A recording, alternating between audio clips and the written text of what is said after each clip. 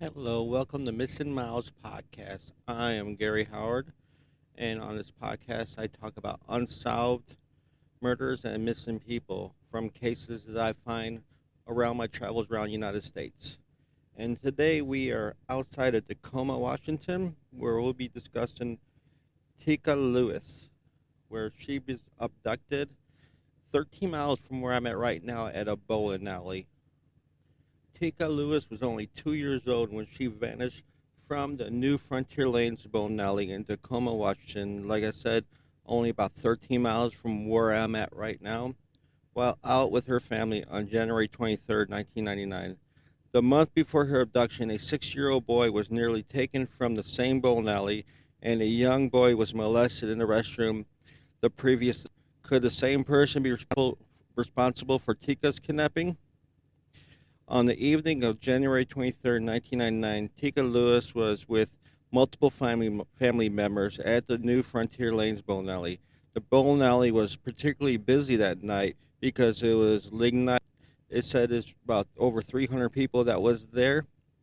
Teekah's family was positioned near the center of the lanes, occupying lanes 7 and 8, with multiple kids around. Family members were taking turns keeping an eye on Teekah, and others who kept wandering back and forth from the bowling alley to the arcade when it's their turn to bowl.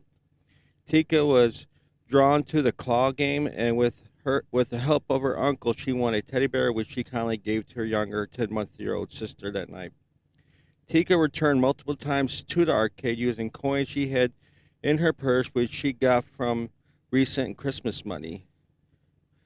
By 10 p.m., Teekah had vanished. Nobody had seen her. Her mom went to the bowling alley because it was her turn to bowl, and when she came back, she asked, "Where did they? I don't know where she's at."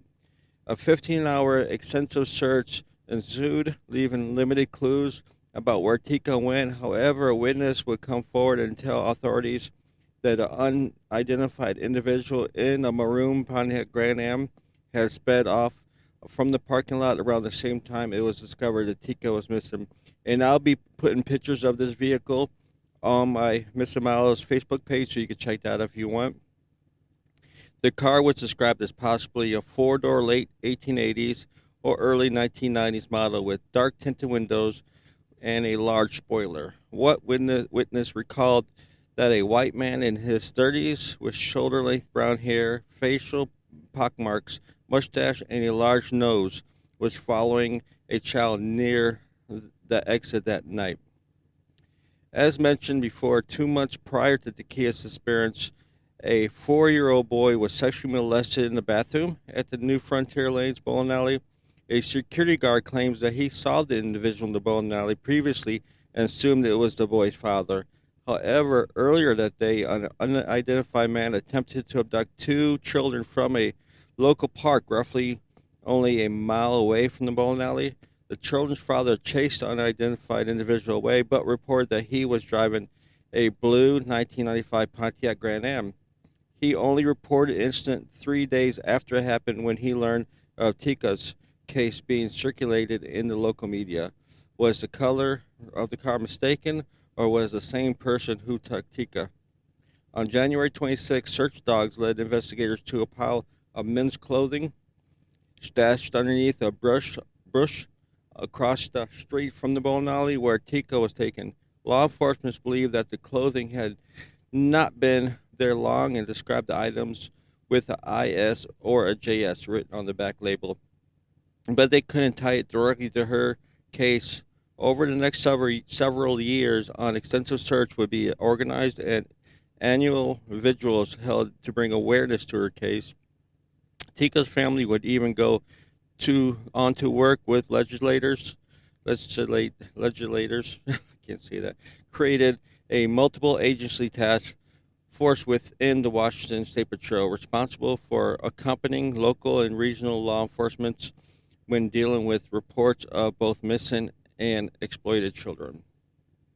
A potential break happened in 2001 when a body of an unidentified 4-year-old girl was found in St. Louis. Authorities referred to her as Precious Doe, which I think I want to cover one day, talk about her. I need to learn more. I know that's a pretty popular case.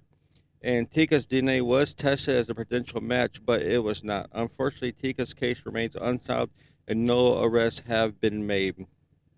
So on December 1st, 2022, a press conference, Tacoma's police and Teekah's family released a new face progression portrait of Teekah, who would be 26 years old right now. Like I said, they'll all be on my Facebook group. If you have any information regarding Teekah's disappearance, please contact Crime Stoppers at 1-800-222-8477. So she went missing January 23rd, 1990. Her birthday was July 4th, Independence Baby on 1996. Her current age will be 27. When she went missing, it was 2. If you want to name this number, it's MP6299. She was African American, Black, Native American, Indigenous person, child, female. She was 3 foot tall at the time, 35 pounds, with black hair. You can also contact the Tacoma Police Department at 253-287-4455 and also 911. If you can't remember these numbers, that's always a number you can remember. Okay, thank you for listening. That is my episode of Teekah Lewis from Tacoma, Washington. So if you're around that area at the time, 1999, maybe you might have seen something. You call the numbers I gave you. Also, I'll put off photos of what she looked like then, time progressed photos, and of the car. I would even put the bowling alley where she was located at. Maybe you were there. But I'll put all that on my Facebook group, Missing Miles Facebook. So please rate and review anywhere you listen to this. Also, you can find me on YouTube. It'll be under my podcast, Truck Stop Murder and True Crime Podcast. I'll start putting videos there. You can watch that. I don't have no videos up yet. With just recording the podcast, it takes so much time. Plus, I'm a full-time truck driver. So trying to find time to, while I'm working, do both podcasts and YouTubes, it really gets hard. But I really want to do something like this, put more notice, information out there about missing people and unsolved crimes. So also, if you're in Denver in July on the 12th to the 14th, July 12th to the 14th at Denver, Colorado, we're having the True Crime and Paranormal Podcast Festival again. This is the third time I've been there. They really focus on family advocates and survivors. So there's going to be it's kind of like Crime Con, but a little bit smaller. Well, it's really growing. Some of the people that's going to be there, if you're curious, if you want to show up, Voices for Justice, Julie Murray, which is Maura Murray's sister, John Lorden from Seriously Mystery, Generation Y, Wine and Crime, True Crime Bullshit, The Trail Went Gold, and a bunch of other ones. That's just a few that look. Method and Madness, Brew Crime, Beyond the Rare. There's a little bit already gone podcast, which I will be doing. Hopefully, unless you change your mind, I'll be doing a panel with her. So I'm excited about that. But yeah, if you're in there, come check it out. Go to True Crime and Paranormal Podcast. The links will be in the description. I hope to see you there. And stay safe.